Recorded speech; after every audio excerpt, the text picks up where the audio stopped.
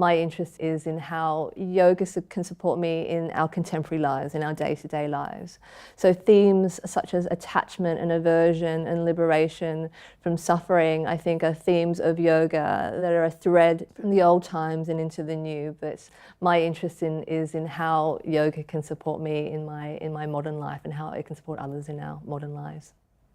In 2008, I was involved in teaching yoga for an organisation called We Act in Rwanda.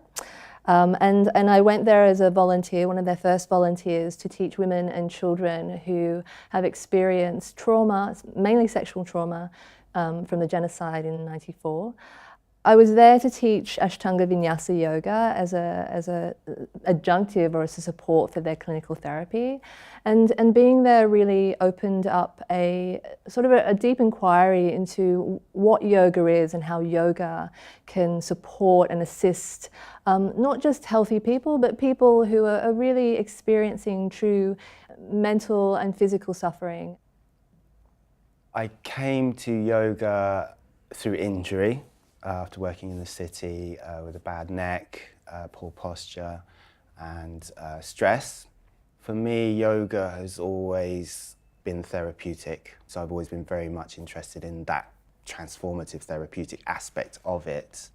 Yoga is very, very important. It's very much needed, especially in modern society when everyone's just on the go, to teach people simple techniques to reconnect with themselves, to calm them down, to help them to sleep, to help them to breathe better, to bring them more awareness about themselves.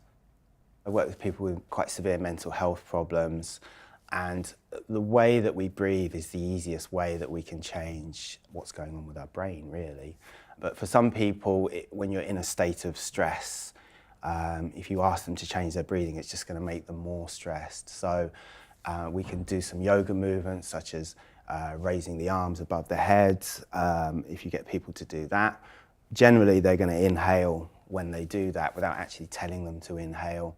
You can get people to draw their knees into their chest, and as the thighs come in towards the belly, it's going to get them to exhale. So there's ways that we can use movement in yoga to subtly affect people's breathing and then their state of being.